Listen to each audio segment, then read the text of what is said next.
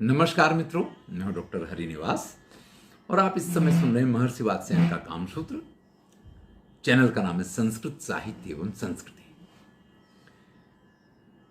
काफी चर्चा हमने स्त्रियों के स्खलन के संदर्भ में की, कुछ लाभ हानियों की भी चर्चा की, लेकिन मुख्य बात तो वही है कि जिस प्रकार से पुरुषों को आनंद मिलता है, न स्त्री पुरुष बदेव भावम अधिगच्छति, क्या उसी प्रकार से स्त्रियों को आनंद की प्राप्ति नहीं होती है या होती है? मुख्य प्रश्न यही चल रहा था। अब मैंने कहा कि पुरुष का स्खलन तो जग जाहिर है, उसका स्खलन तो जो है ना वो सभी जानते हैं, लेकिन स्त्री का स्खलन संभवतः स्वयं स्त्री भी जानती है या नहीं जानती है, एक प्रश्न है। अब अगर ये कहा जाए कि चलिए ये प्रश्न किसी स्त्री से ही पूछ लिया जाए, तो फिर वही बात आ जाती है कि सुख और आनंद ये अनुभव तो किया जाता है, लेकिन शब्दों से इसकी अभिव्यक्ति हमारे आचार्य कहते हैं कि संभव ही नहीं है। और जब शब्दों से संभव नहीं है तो किसी ने जवाब दे दिया, उस जवाब को आप फाइनल नहीं मान सकते हैं। तब साइंस के पास जाना पड़ता है, शारीरिक विज्ञान के पास जाना पड़ता है, और हमारे शास्त्र जो हैं वो बड़े ही प्राचीन काल से ही समृद्ध रहे। तो यहां पे कहते हैं स्त्री की जो खुजली होती है उसके संदर्भ में, कंडू के संदर्भ में कहते हैं रक्तजाह क्रमयाह सूक्ष्मा मृदु मध्योग्र शक्तया।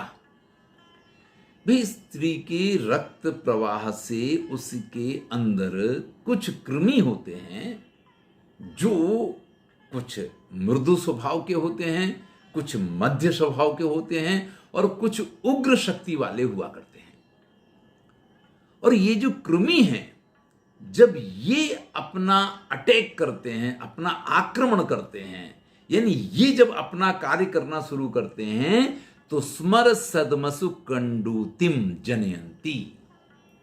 तो ये स्त्री के स्मर यानी काम क्षेत्र में, सीधे शब्दों में कहें तो योनि में कंडूतिम जनयंती, खुजली उत्पन्न करते हैं। यथा बलम, यानी अगर किसी स्त्री की रक्त से मृदु स्वभाव के कृमि हैं तो उसको इतनी अधिक समस्या नहीं होगी, उसके अंदर खुजली तो उत्पन्न होगी, लेकिन या तो वो जल्दी मिट जाएगी या नहीं भी मिटेगी तो उसको समस्या नहीं होगी। लेकिन अगर किसी स्त्री के अंदर उग्र कृमि हो, उग्र शक्ति वाले हो, तो फिर उसके पास तो और कोई उपाय ही नहीं है, समागम ही एक उपाय रह जाता है। क्योंकि शरीर के अन्य किसी भाग में अगर आपको खुजली हो रही है तो खुजलाए बिना तो आप वहां भी नहीं रह सकते हैं। तो ऐसी स्थिति में यहां पे आचार्य बाभ्रवीय ने यह कहा कि इसलिए जब स्त्री समागम करती है तो इस कंडू की शांति से ही उसको आनंद की प्राप्ति होती है। अब देखिए, आजकल तो मासिक और जिसको रजोदर्शन संस्कृत में कहते हैं, उसके लिए बड़ा ही लोगों के अंदर एक आंदोलन सा चल रहा है कि स्त्रियां या घर की बच्चियां क्यों इस बात को सबके सामने नहीं बोल सकती हैं कि इस समय वो इस काल से गुजर रही हैं, और अगर उस काल से गुजर रही हैं तो ये क्या जरूरी है कि वो किसी अन्य का स्पर्श ना करें या कुछ अन्य कार्यों को ना करें। हमारे यहाँ तो शास्त्रीय परंपरा के अनुसार स्त्री को 3 दिन 4 दिन के लिए अलग हो जाना पड़ता, वो घर के खाने से लेकर के किसी चीज का स्पर्श नहीं किया करती। लेकिन ये समय अलग हुआ करता था, उस समय की स्थितियां अलग थीं, आज की स्थितियां परिस्थितियां अलग हैं। आज स्त्री कामकाजी हो गई है, कामकाजी हुई है, यानी उसके सिर पे सिर्फ एक ही विचार उसके पास नहीं है कि उसको अपने पति, अपने शरीर, अपनी चीजों के बारे में चर्चा करनी है। उसके मन में बहुत सारी ऐसी चीजें हैं। उसके ऑफिस की जवाबदारियां हो सकती हैं, उसके जो मित्र वर्तुल है उसकी भी कुछ समस्याएं हो सकती हैं, क्योंकि वो घर से बाहर निकलती है तो और भी कई प्रकार की समस्याएं हो सकती हैं। तो आज उसके पास विचार करने के लिए इतने सारे क्षेत्र हैं, वो इतनी ज्यादा एंगेज है, वो इतनी ज्यादा बिजी है कि ना तो वो 4 दिन इसके लिए बिल्कुल अलग बैठ सकती है, और ना ही ऐसी स्थिति में अगर उसको कंडू भी हो रही है, खुजली भी हो रही है, तो उसका भी विचार करने के लिए उसके पास समय नहीं होता है। एक काल वो था जब स्त्रियों के सिर पे इस प्रकार की कोई जवाबदारियां नहीं हुआ करती थी, वो संपूर्ण रूप से घरेलू स्त्रियां हुआ करती थी, घर की ही जवाबदारी। मैं ये नहीं कह रहा हूं कि घर में कोई जवाबदारी नहीं होती है, लेकिन घर के कामों को तो आज भी वो स्त्रियां करती हैं। जो ऑफिस जाने वाली स्त्रियां हैं वो ऑफिस के काम भी करती हैं, घर के काम भी करती हैं। लेकिन तब सिर्फ जब घर के काम ही करना है, घर के लोगों के बीच में रहना है, तो इस प्रकार के नियम कहे गए थे, किए गए थे कि ऐसे समय को स्त्रियों को अलग बैठ करके पूरा कर लेना चाहिए। इस समय किसी पुरुष का मुंह नहीं देखना चाहिए, किसी अन्य पुरुष का स्पर्श नहीं करना चाहिए। उसका एकमात्र कारण यही है कि रजोदर्शन के बाद यानी मासिक स्राव का जब समय पूरा हो जाता है, उसके बाद स्त्री की कामेच्छा सर्वाधिक जागृत होती है। अब ऐसे में अगर आप किसी का साथ कर रहे हैं, आप किसी के साथ उठ बैठ रहे हैं, आप किसी के साथ बात कर रहे हैं और कहीं आपको एकांत भी मिल गया, तो फिर आप ये समझ लीजिए कि आप किसी अन्य रास्ते पे जा सकते हैं। तो ऐसी जो संभावनाएं खड़ी होती हैं, वो संभावनाएं जीवन में ना आए, समस्याओं में व्यक्ति ना पड़े, इसके लिए इस प्रकार के नियम बनाए गए थे। बाकी तो मैंने अपनी पीएचडी की थीसिस में भी इस बात को लिखा कि जिसके लिए ये कहा जाता कि उस समय स्त्री का स्पर्श करो तो ब्रह्म हत्या का पाप लगेगा, तो 3 दिन बाद क्या ऐसा हो जाएगा कि जिसकी वजह से अगर आप उसका स्पर्श नहीं करोगे तो आपको पाप लगेगा। शास्त्र ये कहते हैं कि मासिक धर्म पूर्ण हो जाए उसके बाद स्त्री के साथ उसके पति को अवश्य ही समागम करना चाहिए। रघुवंश में भी इस चीज का उल्लेख पाया जाता है कि महाराज दिलीप जब इंद्र की सहायता के लिए गए थे और वापस आ रहे थे तो उनको याद आया कि भाई ये सुदक्षिणा का वो मासिक का समय है और वो चक्र पूर्ण हुआ होगा, इस समय मुझे पहुंचना ही चाहिए। अगर मैं नहीं पहुंचता हूं तो मेरे कर्तव्य की हानि होगी। और इसको कहा गया था कि इसमें पाप लगता है।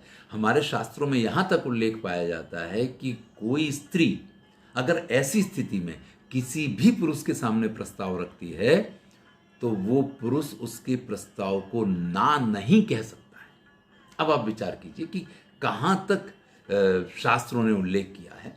तो इस वजह से इन चीजों के बारे में कहा गया। चलिए अब इस विषय पे आते हैं जिसकी चर्चा हम कर रहे थे कि जब खुजली मिटाने के लिए ही ये समागम करना है तो अपर द्रव्येणापि सा स्वयं अपनयतीति चेत, तो किसी अन्य साधन का, लिंग के स्थान पे किसी अन्य साधन का उपयोग करके अगर वो इस खुजली को मिटा ले तो इसमें क्या समस्या है?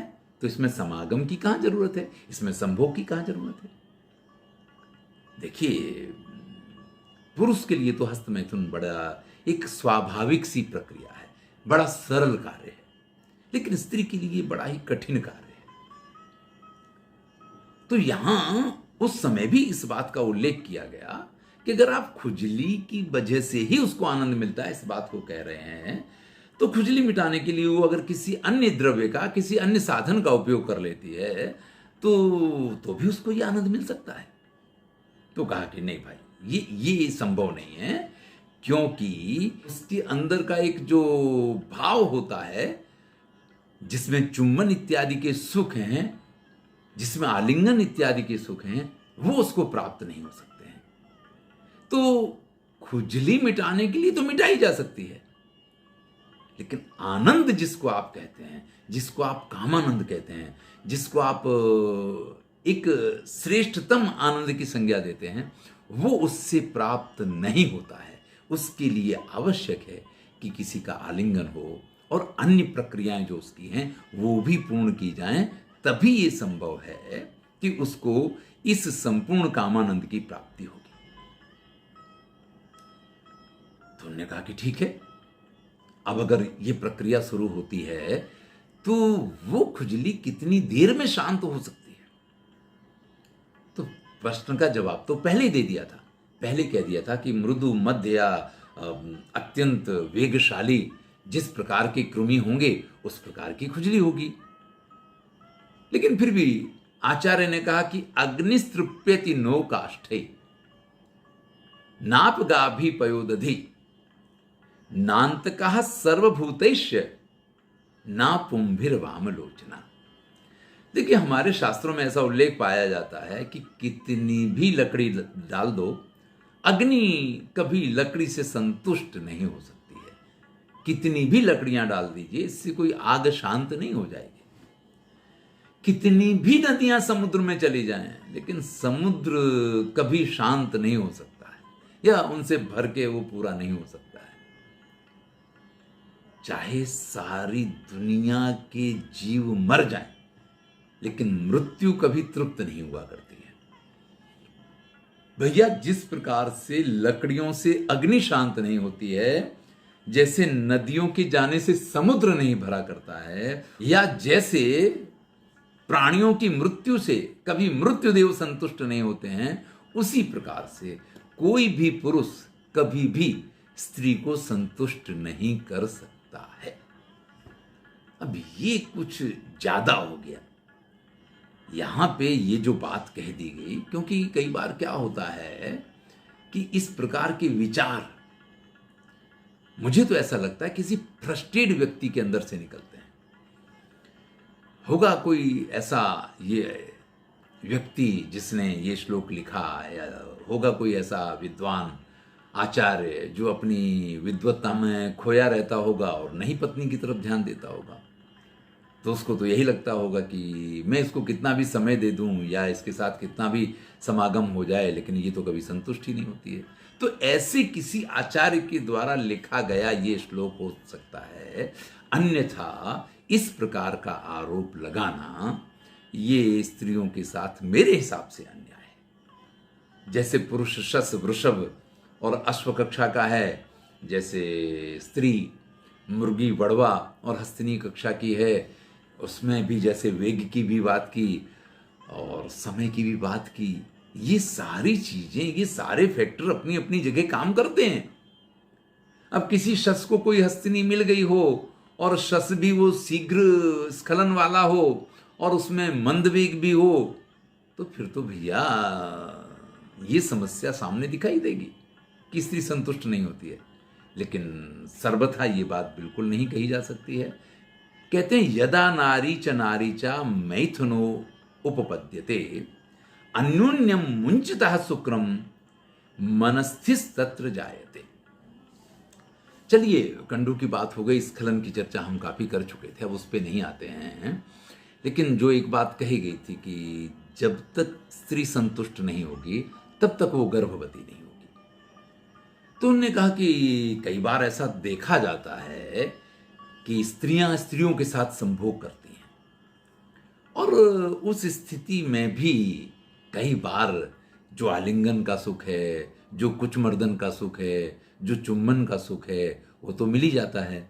और कंडू शांत करने के लिए जैसे कहा गया कि किसी साधन का उपयोग कर लिया गया।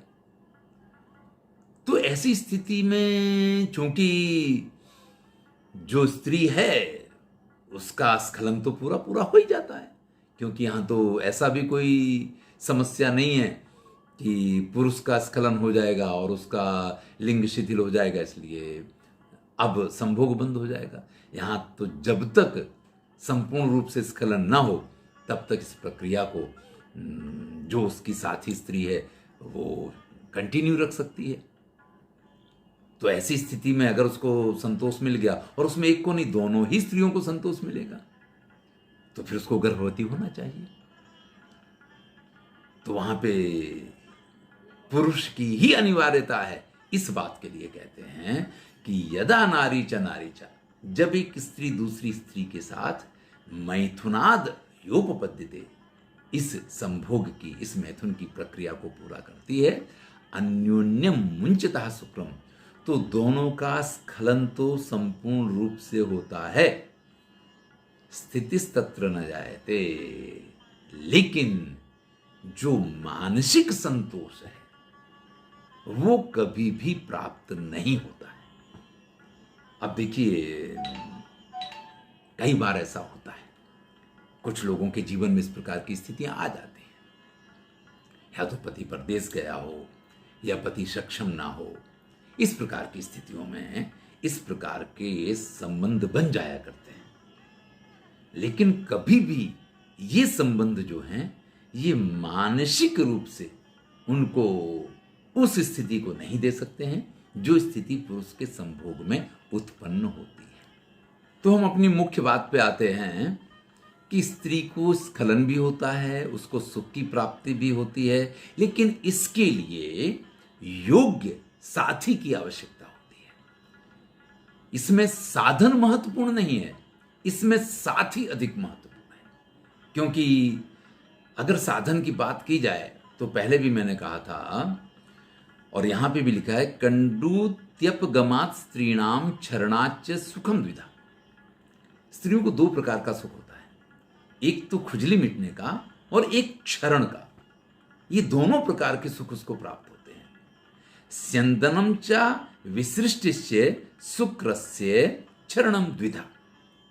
अब एक तो घर्षण से जो कंडू शांत होती है। अब कई बार क्या होता है कि पुरुष अगर शस है और स्त्री अगर मान लीजिए हस्तिनी है, तो वो कषाव तो मिलेगा नहीं।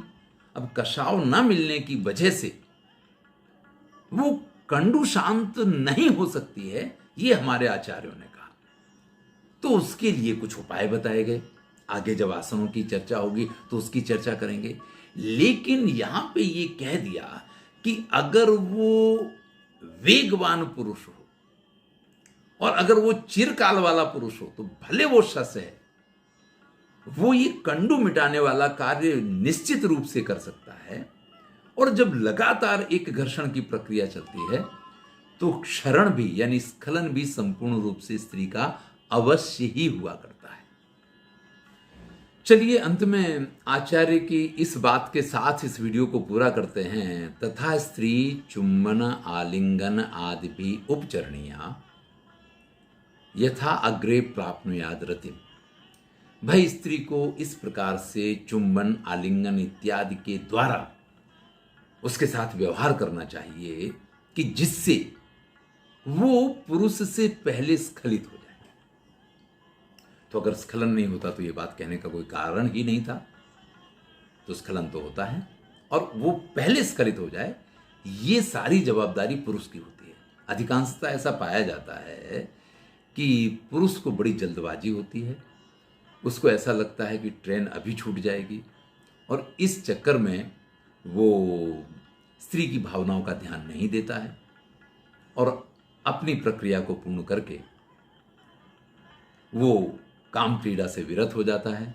लेकिन ऐसे में स्त्रियों को जो अत्यधिक मानसिक पीड़ा होती है, जो अत्यधिक तनाव होता है, कई बार परिवार में झगड़े का कारण यही बना करता है। शास्त्र ये कहते हैं कि स्त्री को अगर संपूर्ण रूप से संतुष्ट रखा जाए तो वो हमेशा पतिव्रता रहती है। पुरुष को स्त्री कितना भी संतुष्ट रखने की कोशिश करे, लेकिन उसका पत्नीव्रता बना रहना बड़ा ही कठिन है। धन्यवाद। मैं हूं डॉक्टर हरिनिवास। अगर आपने चैनल को सब्सक्राइब नहीं किया तो सब्सक्राइब कीजिए। अच्छा लगे तो मित्रों के साथ शेयर कीजिए।